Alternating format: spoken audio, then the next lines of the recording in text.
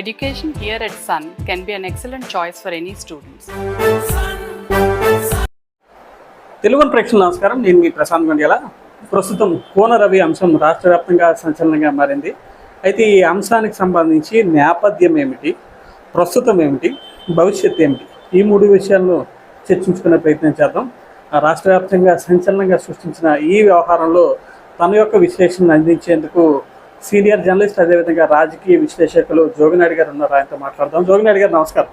నమస్కారం అండి. నమస్తే. ఈ ఓవరాల్గా ఒక వారం రోజులుగా జరుగుతుంది మన కోన రవి ఇష్యూ. ఆ ఇష్యూని జోగినాయుడు గారు ఎలా చూస్తారు? రాష్ట్ర రాజకీయాల్లో 3 దశాబ్దాల పైగా చక్కని పరిపాలన దక్షిణగా పేరుగాంచినటువంటి మా శ్రీకాకుళం జిల్లా అహ్మదాబాద్ శాసనసభ్యుడు, ప్రస్తుతం పియూసీ చైర్మన్గా కూడా వ్యవహరిస్తున్నారని కోన రవికుమార్ గత వారం రోజులుగా సంచలనాలకు మారుపేరుగా జిల్లాలో మారిపోయే పరిస్థితి వచ్చింది. దీనికి కారణం మనం డెప్త్లో ఒకసారి విశ్లేషణ చేస్తే, ముఖ్యంగా కోన రవికుమారు స్వతహాగా కాస్త దుందుడుకు చర్యలున్న వ్యక్తి. ముందు నుంచి ఆయన రాజకీయాల్లో మొదటి నుంచి కూడా, ఇప్పుడే కాదు, రాజకీయాల్లో ఆరంగేయటం, ఆ రోజు ఆ మేనమామ అన్ఎక్స్పెక్టెడ్గా టీఆర్పీకి వెళ్ళడం, వెంటనే ఆయన్ని ఆ రోజు జిల్లా రాజకీయాలు శాసించే మహానుభావుడు స్వర్గీయ ఎర్రనాయుడు గారు వెంటనే అహ్మదాబాద్కి ఇన్ఛార్జ్గా తీసుకురావడం, అక్కడి నుండి కూడా ఈ 3 దశాబ్దాలుగా చూస్తున్నాం ఆయన రాజకీయాల్లో. పట్టువలన విక్రమార్కుడు, పని రాక్షసుడు, ఆ నియోజకవర్గాన్ని ఇవాళ అహ్మదాబాద్ని జిల్లాలో ఒక మోడల్ నియోజకవర్గం కూడా తయారు చేసే ఘనకీర్తి కీలక అంశాన్ని జోగినాయుడు గారు చెప్పారు. మీరు అన్నట్టుగానే చాలామంది ఈయనకన్నా సీనియర్ నేతలు ఉన్నారు, కానీ పొలిటికల్గా ఎంత ఎక్స్పీరియన్స్ షార్ట్ టైంలో సంపాదించిన వ్యక్తి కోన రవికుమార్. ఎలా సాధ్యమైంది ఆయనకి? దానికి కారణం ఏంటంటే, స్వతహాగా ఆయన బీటెక్ గ్రాడ్యుయేట్ అయిన తర్వాత రాజకీయాలు రాకముందు కూడా వాళ్ళ మేనమామ గారు వెంట తమ్మినేని సీతారాం గారి వెంట ఆయన రాజకీయ అరంగేట్రం చేస్తూ దగ్గరుండి వీక్షించాడు. ఆయన మంత్రిగా సీతారాం గారు వివిధ హోదాలు ఉన్నప్పుడు కూడా ఈయనే వ్యక్తిగత వ్యవహారంగా ఉంటూ ప్రతి ఒక్క పరిపాలనలో కూడా ఈయన సలహా సూచనతోనే నడిచింది. ఆ రోజు కూడా అప్పటికి ఆయన అనుభవాలు గ్రాడ్యుయేట్గా, కార్యకర్తగా, అదేవిధంగా వాళ్ళ మేనమామతో ఉన్న అన్ని సంబంధాలతో పాటు స్థానిక సంస్థల నుంచి వచ్చిన వ్యక్తి. మిగతా రాజకీయ నాయకులకి తేడా ఏంటంటే, మొట్టమొదటిగా పొందూరు మండలంలో సాధారణ ఎంపీపీ నుంచి ఈయన అంచెలంచెలు ఎదిగాడు. ప్రతి ఒక్క సబ్జెక్టు మీద, పాలనా యంత్రాంగం మీద పూర్తి పట్టున్న వ్యక్తి. ముఖ్యంగా చెప్పాలంటే, ఇప్పటివరకు ఎలక్ట్ అయినటువంటి అనేక మంది ప్రజాప్రతినిధులు ఇవాళ కూడా చూస్తున్నాను నేను నా 40 ఏళ్ళ పాత్రికేయ జీవితంలో. ఏ సబ్జెక్ట్ ఎవరికి వెళ్తుంది, ఎవరిని అడగాలి, ఏ పని ఏ విధంగా చేసుకోవాలని కూడా చాలా వరకు రాజకీయ నాయకులు తెలుసుకోలేకపోతున్నాను. ఈ జిల్లాలో చూస్తున్నాను. జిల్లా పరిషత్ సర్వసభ సమావేశాలు కానివ్వండి, డిఆర్సి జిల్లా సమీక్ష సమావేశాలు కానివ్వండి, ఇతరత్ర నీటిపారుదల సలహా మండలి కానివ్వండి, ఏ సమావేశం వచ్చినా ప్రిపరేషన్తో ఆ నోట్ ముందు ప్రిపేర్ అయ్యి వచ్చే 89 వ్యక్తుల్లో గౌత్ శాంసన్ శివాజీ గారు, తర్వాత కాలంలో మా రవికుమార్ కూడా వస్తారు. ఓకే సార్, మీరన్నట్టు మన టాపిక్ డైవర్ట్ అవుతుంది. ఈయన మొత్తానికి గజేతగాడే అనుకున్నాం. ఈ గజేతగాడు ఈ గడ్డలో ఎందుకు పడిపోయాడు అంటే, ఆయనతో మీకు ముందుగా చెప్పాను, స్వతహాగా కాస్త ఎవరితో కార్యకర్తలతో మాట్లాడిన, అధికారులతో మాట్లాడినా కాస్త ఆయన పటువుగా ఉంటాయని మాటలు.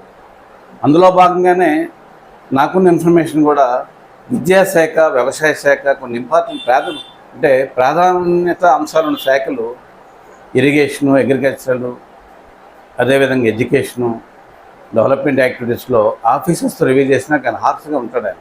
కారణం ఏంటి, ఆయనతో రివ్యూకి వెళ్ళే ముందు కూడా అఫీషియల్స్ కాస్త అన్నీ కూడా డీటెయిల్ పట్టుకుని నివేదికలతో వెళ్తుంటారు. అందులో భాగంగానే విద్యాశాఖకు సంబంధించి ఆయన ఈ మధ్యకాలంలో అమెరికా సంయుక్త రాష్ట్రాల పర్యటనకి, వాళ్ళ అమ్మాయి వ్యవహారంలో ఆవిడ స్టేషన్లో చదువుకోవడం, దాంతోపాటు ఆయన సుమారు 1 మంత్ అబోవ్ ఆయన నేటివ్లో జిల్లాలో లేరు. అధిష్టాన వర్గం చెప్పి సీఎం గారు అనుమతితోనే ఆయన అమెరికా సంయుక్త రాష్ట్రాల పర్యటనకి వెళ్ళారు. ఆ పర్యటనకి వెళ్ళకముందు మాత్రం సర్వశిక్ష అభియాన్ అని చెప్పేసి, ఇప్పుడు ప్రజెంట్ కేసీబీవీలు అంటున్నాం మన విద్యాశాఖ, బాలికా విద్యను ప్రోత్సహించాలనే ఉద్దేశంతో కేంద్ర ప్రభుత్వం తీసుకొచ్చినటువంటి ఈ కేజీబీవీ పాఠశాలకు సంబంధించి ఒక పొందూరు ప్రిన్సిపల్ సౌమ్య అనే అమ్మాయి విషయంలో ఆయన రివ్యూ చేసేటప్పుడు విద్యాశాఖకు సంబంధించి ఆమెతో పాటు మిగతా 3 కేజీబీ తాలూకా ప్రిన్సిపాల్స్ కూడా అదే రోజు ఆయన వీడియో కాన్ఫరెన్స్లో రివ్యూ చేశారు. చేసేటప్పుడు వాళ్ళకి ఆ ప్రాంతం నుంచి వచ్చినటువంటి స్థానిక సంస్థల నాయకుల సీట్ల విషయం, అంటే విద్యా సంవత్సరం ప్రారంభంలో గత 2 నెలలు అవును, ఈ మధ్యన ప్రారంభమవుతుంది. ఆ టైంలో ఆయన చేయవలసి వచ్చింది, చేశారు. అప్పుడు ముఖ్యంగా పొందూరు ప్రిన్సిపాల్పై వచ్చినటువంటి అనేక అలిగేషన్స్ మీద ఆమెను అడగడం కరెక్ట్. వాస్తవంగా మాటల్లో కూడా అమ్మ నీ పనితీరు మార్చుకోమ్మా, ఇక్కడ భావ్యం కాదు, నా నియోజకవర్గంలో పనిచేసే వ్యక్తిగా అని మందలింపులు చేశాడు ఆయన. మళ్ళీ 1వసారి 2వసారి 3వసారి కూడా అదే కంప్లైంట్ రిపీట్ అవ్వడం వల్ల తప్పనిసరి పరిస్థితిలో ఆయన జిల్లా కలెక్టర్ గారికి లెటర్ రాశారు. Collector in the main while consult APC అంటున్న ప్రాజెక్ట్కి సర్వశిక్ష అభియాన్కి ఐషన్ ప్రాజెక్ట్ కోఆర్డినేటర్ ఉంటారు, ఆ కోఆర్డినేటర్ పంపించి ఆ సంబంధ సెక్షన్ అయిందే కాబట్టి ఆమెను సాధారణ బదిలీలో కారణంగా అడ్మినిస్ట్రేషన్ రీత్యా బదిలీ చేయడం. ఇక్కడ జోగినాయుడు గారు ఒక విషయం క్లారిటీ ఇవ్వండి. ఈవిడేమో మీరు అన్నట్టు ఎవరైనా కోనరావు చెప్తున్నారు నేను విద్యాశాఖ పరంగా ఇచ్చేసాను అని చెప్పి, ఈవిడేమో ఏదో శారీరక మానసిక అంటూ ఇది చెప్తుంది. ఆయనేమో ఆ ఎంక్వైరీని కలెక్టర్ దృష్టికి వదిలేశారు. ఈవిడేదో పార్టీలను నమ్ముకుంది, వైసీపీ వాళ్ళని ఆశ్రయించేది, వీళ్ళు ఈ బాధలు పడతారు, వాళ్ళిద్దరూ ఆ తగ్గు తేలుస్తారు. మొత్తానికి ఈవిడ ఆరోపణలు చేసిన నేపథ్యంలోనే ఈవిడ ఒక్కతే ఆరోపణలు చేస్తుంది కానీ ఆధారాలు ఏవి చూపించడం లేదు. ఆధారమైన ఆరోపణలతో ఈ వ్యవహారం అంతా రాష్ట్ర వ్యాప్తంగా రచ్చకెక్కింది. అదే ఇప్పుడు ప్రధానంగా మీరు చెప్పే విషయంలో కూడా ఆధారాలు లేని ఆరోపణలు చేయడం ఆమెకి సముచితం కాదు. ఒక విద్యావంతురాలు, ఆవిడ ఒక ఎంఎస్సీ బిఏడి చేసినటువంటి విద్యావంతురాలు. ఆమె కూడా ఒక మండల విద్యాశాఖ అధికారి కుమార్తె. ఆమె కూడా ఇట్లాగా చౌకబారు ఆరోపణలు, ముఖ్యంగా అనేది అమ్మాయి నీ మీద ఇట్లాంటి ఆరోపణలు వస్తున్నాయి, వాటిని సరిదిద్దుకో తల్లి అని చెప్పి సున్నితంగా మందలించే కార్యక్రమం చేశాడు తప్ప ఆమెను అరెస్ట్ చేశారని మిగతా నేను కొలీగ్స్ని అడిగాను, మిగతా ప్రిన్సిపల్స్ని కూడా. దాంతోపాటు కేజీబీకి సంబంధించినటువంటి హెడ్ ఎవరైతే ఉన్నారో జిల్లా తనతో కూడా మాట్లాడాను. ఆ ప్రాంతం లోకల్గా ఎవరైతే ఎంపీపీ ఆ స్థానిక నాయకులు విద్యా కమిటీ వాళ్ళతో కూడా మాట్లాడాను. ఈ వ్యవహారంలో గత వారం రోజులు నేను కూడా పూర్తి వివరాలు తెలుసుకున్నాను. ముఖ్యంగా మన జిల్లాలో ఏంటి చూపిస్తున్న జూమ్ కాల్లో కూడా 3-4 ఉన్నారు. జూమ్ కాల్ ఉన్నారు. ఈ మొక్కదానితో ఆయన మాట్లాడాను, లేకపోతే ఆయన ఏదో శారీరకంగా మానసికంగా హింసించాడనే మాటలు తప్పండి. దాంతో మాట్లాడామంటే మీ ఫోన్ చేశారంటే మీ ఫోన్లో అదే డేటా కనిపిస్తుంది. అదే ఆ డేటా కానీ లేకపోతే మీ ఒక్కరితో మాట్లాడి ఉంటే నాకు చూపించని చెప్పేసి ప్రెస్ మీట్ ముందులో కూడా ఆయన కూడా అడిగారు, పాత్రికేయుల సమక్షంలో ప్రశ్నించారు. ఏదేమైనప్పటికీ ఆమె కూడా ముఖ్యంగా ఈ ప్రతిపక్ష పార్టీలు అయితేనేమి మీడియా అయితేనేమి రాద్ధాంతంకి వెళ్లకుండా ఎక్కడైతే ప్రతిపక్షం అన్నారు వ్యాలిడ్ పాయింట్. ఇన్ని రోజులు ప్రతిపక్షం ఇన్వాల్వ్ అయింది కాబట్టి ఇన్ని రోజులు సౌమ్యాన్ని పట్టుకుని ఏదో వైసీపీ నాయకులంతా హడావిడి చేశారు. సౌమ్య ఇష్యూకి ధీటైన బదులే ఇచ్చారు కోన రవికుమార్. ఆ ఇష్యూ క్లోజ్ అవుతుంది అనుకున్న టైంలో ఎప్పుడో ఉన్న ఫోటోల్ని మళ్ళీ చింతాడు రవికుమార్ ఈరోజు మళ్ళీ తీసుకు దాన్ని ఏ విధంగా అర్థం చేస్తారు? ముఖ్యంగా ఆమదాల వలస రాజకీయాలు మొదటి నుంచి కూడా జిల్లాలో రసవత్తరమైన రాజకీయాలండి. ప్రజెంట్ వైసీపీ సమన్వయకర్తగా వ్యవహరిస్తున్నటువంటి డాక్టర్ చింతాడు రవికుమార్ కూడా కోన రవికుమార్ గారి శిష్యుడు. ఒకప్పుడు టీడీపీ పార్టీ నుంచి వచ్చిన వ్యక్తి. అయితే ఆయన తను అనుకోకుండా వైసీపీకి రావడం, వైసీపీలో 3 వర్గ రాజకీయాలు అక్కడ. ఏదైనప్పటికీ రవికుమార్ నేను వ్యక్తిగతంగా ఆయన వాళ్ళకి పనితీరుని ప్రశంసిస్తాను, కానీ ఇట్లాంటి చౌకబారు ఆరోపణలు చేసి ఏదో కోన రవికుమార్ గారిని బదలాయింపు చేయాలి, ఆయన రోడ్డెక్కించాలి అనేటటువంటి విధానం ఒక ప్రతిపక్ష నేతగా మంచిది కాదు. ఆయన పరిపాలన రంగంలో ఏమైనా తప్పులు చేస్తుంటే దాన్ని అనలైజ్ చేయాలి.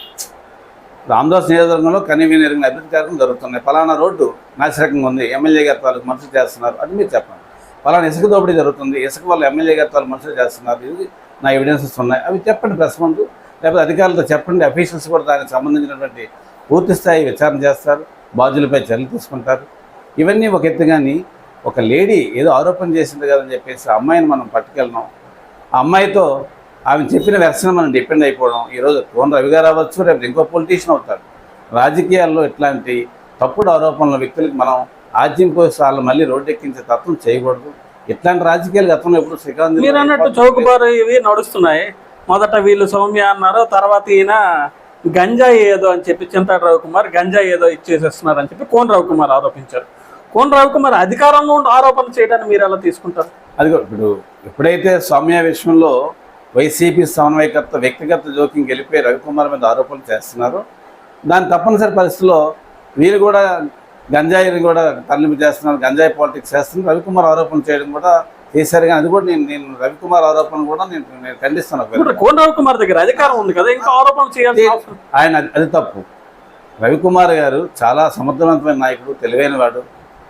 ఆయన ఈరోజు చూసారా మీరు ప్రజాక్షేత్రంలో శ్రీకాకుళం జిల్లాలో ఇంత సంచలనాలు మారిపోయిన ఆరోపణలు ప్రత్యారోపణల మధ్య ఆయన ఒక్కడే ఫైట్ చేస్తున్నారు, సింగిల్ మ్యాన్. టీడీపీలో మిగతా నాయకులను కలుపుకొని రమ్మని కూడా ఆయన పిలవలేదు, వాళ్ళు ఎవరు కలవలేదు. అయితే ఈరోజు శ్రీకాకుళం మొట్టమొదటిసారిగా జిల్లా కేంద్రంలో జిల్లా టీడీపీ కేంద్రంలో ప్రెస్ మీట్ పెట్టారు.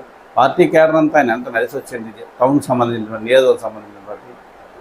మిగతా ఎమ్మెల్యేలు కూడా పేపర్ చూస్తున్న ప్రేక్షకులు ఉన్నారు. దీనికి నాకు సపోర్ట్ కావాలి, మద్దతు పలకం నేను అనలేరు. ఆయన ఏదైనా కార్యసాధకుడు విధంగా ఆయనకు సమస్య వచ్చిందంటే పరిష్కారం చేసుకోగలరు. ఈ రాష్ట్రంలో ఉండే 175 మంది శాసనసభ్యుల్లో ఈ సమస్యలు ఏమైనా వస్తే మద్దతు ఇవ్వాలా కోరాలా? వీళ్ళు కోరండి కదా, మద్దతు ఇవ్వాలండి. ఆయన కోరవలసిన మరి ఎందుకు మిగిలిన వాళ్ళందరూ రాలేదు? నైతిక మద్దతు ఇవ్వాల్సిన పరిస్థితి మిగతా పార్టీలు మిగతా నాయకులకు ఉంది. పార్టీ జిల్లా అధ్యక్షుడి దగ్గర నుంచి మీ పార్టీలో పనిచేసే ప్రతి ఒక్క కేడర్ వెళ్ళాలి. ఆయన ఈరోజు వైసీపీ బాహటంగా రోడ్డు వచ్చారు, వైసీపీ అగ్రనాయకులు దిగారు. సపోర్ట్ గా ఎమ్మెల్సీ దువ్వాడ శ్రీనివాస్ వస్తున్నారు. దువ్వాడ శ్రీనివాస్ గారు ఆయనకి ఇప్పుడు ఏంటి, ఆయన పనితీరు మీకు తెలియదు కాదు. ఆయన ఎమ్మెల్సీగా ఒంటరి జీవితం అనుభవిస్తున్నాడు. పార్టీ కూడా ఆయన ఇటీవల కాలంలో సస్పెండ్ చేసింది. ఆయన మొదటి నుంచి చెప్తున్నాడు, కోన రవికుమార్ ఇష్యూ రాకముందే ఆయన ఒక ప్రెస్లో కూడా చెప్పారు, మిత్రులతో కూడా పాలు పంచుకున్నాడు. నేను భవిష్యత్తులో కాలింగ కులానికి నాయకుడిగా అవతారం ఎత్తి జిల్లాలో గ్రామాల కూడా క్షేత్రస్థాయిలో పర్యటన చేసి కాలింగులు జరుగుతున్న అన్యాయాన్ని మాత్రం నేను అధిష్టాన వర్గానికి అయితేనేమి కాలింగులో ఉన్న విచ్ఛిన్నం చేసిన వ్యక్తులను విడిచిపెట్టనంటున్నాడు. ఆయన కాలింగ ఉద్యమాన్ని మాత్రం శ్రీకారం చుట్టాడు. ఈ జిల్లాలో కాపు, వెలమ, కాలింగ 3 మేజర్ కులాలు అయితే అందరూ కూడా స్నేహ సంబంధాల మధ్య ఎంతవరకు వెళ్ళారు. ఇప్పుడు కూడా ఎవరు పొరపచ్చలేదు రాజకీయాలు. ఇది జోగినాయుడు గారు క్లారిటీ ఇవ్వండి. సౌమ్య కోన రవి మధ్య జరిగిన మొదలైన వివాదం కులం వైపు ఎందుకు వెళ్ళింది అంటే ఈ కులం కార్డుగా మారింది. అదే కదా సార్ నేను చెప్పేది మీకు ఏంటంటే, ఈ కులం కార్డుగా ఈ సౌమ్య కోన రవి కుమార్ మధ్య వాగ్వాదం చివరి కుల నాయకులు కొంతమంది ఎంటర్ అయ్యి, ముఖ్యంగా రవి గారి విషయంలో కూడా చెప్పాలి. అక్కడ మీకు ఒక విషయం, త్వరలోనే మంత్రివర్గ పునర్వ్యవస్థీకరణ జరుగుతుందని చెప్పేసి గత 15 రోజులుగా మనం రాష్ట్ర స్థాయిలో చూస్తున్నాం. అందులో శ్రీకాకుళం జిల్లా నుంచి రవికుమార్ తప్పనిసరిగా స్థానం ఇస్తున్నాం. మొదట ఫస్ట్ స్పెల్లోనే ఆయన తప్పిపోయారు. పేరు వరకు వెళ్ళి ప్రమాణ స్వీకారం వరకు వెళ్ళి ఆయన పేరు తప్పిందని చెప్పి రవికుమార్ అభిమానుల్లో కానీ తటస్థవాదుల్లో కానీ జిల్లా ప్రజల్లో కూడా ఒక అభిప్రాయం అయితే స్పష్టంగా ఉంది. ఆ భర్తీని రెండోసారి ఇదో ఈ నెక్స్ట్ మంత్ త్వరలో చేపట్టబోయారు. మంత్రివర్గ విస్తరణలో అటు కళా వెంకటరావు గారిని ఇక్కడ శ్రీకాకుళం జిల్లా నుంచి కోన రవికుమార్ తప్పనిసరిగా చోటు ఉంటుందని ఒక అభిజ్ఞ వర్గాలే కాదు, రాజకీయ వర్గాలు అన్ని విశ్లేషకులు కూడా అభిప్రాయపడ్డారు. ఈ తరుణంలో ఈ సౌమ్య ఇన్సిడెంట్ రావడం, దీన్ని రాద్ధాంతం చేయడం కొంతమందికి ఇది అలసగా తయారైంది. ఎందుకు రవికుమార్ రాద్ధాంతం ఏమైనా కోన రవి ఇమేజ్ని డ్యామేజ్ చేసింది అనుకుంటారా? నో, కోన రవికుమార్ డ్యామేజ్ని ఆయన ఇమేజ్ని ఎవరూ తగ్గించలేరు. తప్పనిసరిగా ఇది డ్యామేజ్ అవుతుందని చాలామంది ఆయనకు వ్యతిరేకులు అయితేనేమి కొంతమంది ప్రతిపక్ష పార్టీలు అనుకున్నాయి. కానీ రవికుమార్ సింగిల్గానే ఆయన ప్రజాక్షేత్రంలో ఈ ఏదైతే వచ్చిందో ఆయన ఆరోపణలు ఎదుర్కొన్నాడు. చివరికి ప్రస్తుతం కుల సంఘాలు కూడా వాళ్ళు కూడా తెలియక ముందు రోజు వెళ్ళారు. వాస్తవాలు తెలుసుకుని వాళ్ళు కూడా ప్రశాంతంగా తప్పమని చెప్పి మందలింపు చేశారు. ఏదేమైనప్పటికీ ఈ విషయంలో విద్యుతున్నటువంటి ప్రతి వ్యక్తి జిల్లాలో తప్పనిసరిగా మీకు సయోధ్యకు తీసుకొచ్చి ఈ ఇష్యూని ఇంకా ఎలాబరేట్ చేసుకునే కంటే రవికుమార్ లాంటి రాజకీయ అపర చాణక్యుడైన అట్లాంటి వ్యక్తి మంచి పదవుల్లో ఉంటే జిల్లా సమగ్రాభివృద్ధి సాధ్యమవుతుంది. వ్యవసాయ రంగంలో కానీ, సాగునీటి రంగంలో కానీ, విద్యారంగంలో కానీ, ఏ పరిశ్రమలు కానీ ఏ రంగంలో తీసుకున్న నాలెడ్జబుల్ పర్సన్. అయితే ఈ ఒకటి మాత్రం వాస్తవం ప్రశాంత్ గారు, ఈరోజు రవికుమార్ భవిష్యత్తులో దుందుడుకు చేరేందుకు కారణం ఏంటంటే కాస్త స్పీడ్ తగ్గించుకుంటూ రాజకీయాలు వెళ్ళాలి. అపోజిషన్ పార్టీ కూడా వచ్చినప్పటికీ ఆయన్ని ఆక్రమించుకొని ఆయన మనం ప్రశ్న చేసుకునే తత్వంతో ఉండాలి. ఆయన కార్యకర్తల కోసం, పార్టీ కోసం డెడికేట్గా పనిచేసే వ్యక్తి. ఈవేళ మీరు రామదాస్ కాన్ఫరెన్స్కి వెళ్తే ఏ గ్రామం వెళ్ళండి రవికుమార్ పేరు చెప్తారు. నేను ఈ మధ్య బోర్జి మండలంలో విలేజ్ వెళ్ళాను. నేను ఆ మండలంలో ఈనాడు విలేకరుగా పనిచేశాను ఒక 30 ఏళ్ళ క్రితం. అదే మదనాపురం టు అల్లెండికి సుమారు 6 కోట్లతో రోడ్డు ఇచ్చారు. ఆ రోడ్డు వల్ల సుమారు 20 గ్రామాలు అంటే కనెక్టివిటీ తేవడం, రోడ్లు సాధించడం కానీ ఏ ప్రాజెక్ట్ తీసుకున్నా రామదాస్ కాన్ఫరెన్స్ నెంబర్ 1 వస్తుంది. దానికి కారణం ఆయన పనిరాక్షసుడు. విజయవాడలో కూర్చున్న చీఫ్ సెక్రటరీతోనైతేమి, సీనియర్ ఐఏఎస్లో అయితేనే అందరితో కూడా మంచి సత్సంబంధం వ్యక్తి. సబ్జెక్టు పరంగా ఈయన అందరూ లైక్ చేస్తారు. చంద్రబాబు నాయుడు గారు కూడా రవి గారిని మొదట ప్లేస్లో భర్తీ చేయలేకపోయాను, ఇట్లాంటి వ్యక్తి ఉండాలి అర్థం చేసుకుని లోకేష్ గారు, చంద్రబాబు నాయుడు గారు త్వరలో జరుగుతున్నటువంటి మంత్రివర్గ విస్తరణకు చోటు కల్పిస్తున్న ఉద్దేశంతోనే కొన్ని అసాంఘిక శక్తులు, కొన్ని దుష్ట శక్తులు, రవి గారి పన్న వ్యక్తులు కొంతమంది పన్నాగం. ఆ అసాంఘిక శక్తుల ఇబ్బంది ఏంటి? కోనరావుకి మద్దతు మంత్రి పదవి వస్తే వాళ్ళకి వచ్చే ఇబ్బంది ఏంటి అంటే ఆయన ఆటోమేటిక్గా రవికుమార్కి మంత్రివర్గం వచ్చిన తర్వాత ఈ రోజు జిల్లాలో తీసుకుంటే వన్ సైడ్ ఒకే వర్గం రాజకీయ అధికారంగా అనిపిస్తున్నారు. రాజకీయాలు ఈక్వేషన్స్ ఈ జిల్లాలో లేవు, సమతూకం లేదు జిల్లాలో. కాపులు అధిక మెజారిటీ ఉన్నప్పటికీ కాపులు ఒకే ఒక ఎమ్మెల్యే, పాతపట్నం ఎమ్మెల్యే ఎన్నింగ్ మెంబర్, ఆయన కొత్తగా ఎలక్ట్ అయిన వ్యక్తి, రాజకీయాల్లో కొత్త. అయితే రవికుమార్ 30 ఏళ్ళ నుంచి స్థానిక సంస్థల నుంచి ఎలక్ట్రికల్ అపారమైన నాలెడ్జ్ ఉన్న వ్యక్తి రాజకీయాల్లో. ఇది రెండోసారి ఎమ్మెల్యే. విప్పుగా పనిచేసిన టైంలో 2014-19లో కూడా ఈ జిల్లాలో ఆయన మార్పు చూపించుకున్నాడు. అదే తరహాలో ఇప్పుడు ప్రజెంట్ ఎమ్మెల్యేకి కూడా గత 14 నెలలు చూస్తున్నాను నేను. ఈ కూటమి ప్రభుత్వం వచ్చిన తర్వాత పార్టీలో అటు బీజేపీని జనసేనని కోఆర్డినేట్ చేసుకుంటూ కాన్స్టిట్యూన్సీలు ఎటువంటి బ్యాడ్ లేకుండా అద్భుతంగా పాలనా యంత్రాంగాన్ని ముందుకు పట్టుకెళ్తున్నారు. జిల్లా రివ్యూకి వచ్చినప్పుడు కూడా కలెక్టర్స్ కానీ, జాయింట్ కలెక్టర్స్ కానీ, ఎస్పీలతో కానీ మంచి సత్సంబంధం. మొత్తం దున్నేస్తుంటాడు ఈయన ఒక్కడే కానీ. అంటే ఆయన నియోజకవర్గం ఏ విధంగా నా నియోజకవర్గం డెవలప్ చేయాలని ఆయన తాపత్రంతో అడుగులు వేసే వ్యక్తి. అంతకుమించి కేవలం రవికుమార్ నివారణ మనం రాజకీయాలకు అతీతంగా ప్రతిపక్ష పార్టీలు కూడా లైక్ చేస్తుంటే కారణం ఏంటంటే ఆయన ఉన్నటువంటి మా మేధా సంపత్తిని, ముఖ్యంగా పెద్దలంటే రెస్పెక్ట్గా ఉంటాడు. మహిళల విషయంలో కూడా ఆయన చాలా హుందాతనంగా మహిళల పట్ల రెస్పెక్ట్గా ఉన్న వ్యక్తి. ఈరోజు అనవసరంగా ఈ ఆధారంతో వచ్చి మొట్టమొదటిసారిగా రవికుమార్ పై మనం చాలా చక్కగా మాట్లాడుకున్నాం. ఈ ఇష్యూ తాలూకు నేపథ్యం మాట్లాడుకున్నాం, ప్రస్తుతం మాట్లాడుకున్నాం. కానీ కాక ఇంకా కొనసాగుతోంది. మొదట సౌమ్య ఆరోపణ చేసింది, తర్వాత దానికి వైసీపీ వంత పాడింది, తర్వాత కోనరావు కుమార్ మళ్ళీ ఫ్రేమ్లోకి వచ్చి కౌంటర్ ఇచ్చారు. ఇప్పుడు మళ్ళీ చింతాడరావు కుమార్ మిగిలిన వాళ్ళందరూ ఇచ్చేస్తున్నారు. ఎన్కౌంటర్లు కొనసాగుతున్నాయి. ఈ ఇష్యూకి ఎండ్ కార్డు ఎప్పుడు పడుతుందని మీరు భావిస్తున్నారు? నాకు తెలిసిన మేరకు ఇప్పటికే వైసీపీ అగ్రనాయకత్వం కూడా మేము తప్పు చేసామా, ఈ రంగంలో దిగామనే ఒక పశ్చాత్తాపం పడినట్లు నిన్నటి నుంచి వార్తలు. వాస్తవంగా నేను వైసీపీ సీనియర్ నాయకులతో కూడా మాట్లాడాను. ఈ రోజుకే వైసీపీ అగ్రనాయకత్వం డైవర్ట్ అయ్యింది. కారణం ఏంటంటే వ్యవసాయ రంగంలో కొనుగోలు వ్యవహారంలో ఏవో తప్పులు జరిగాయని చెప్పి సత్యనారాయణ గారి మీద ఆరోపణకి వెళ్ళారు తప్ప ఈరోజు అగ్రనాయకత్వం వారు కూడా కోనరావు విషయంలో వెళ్ళలేకపోయారు.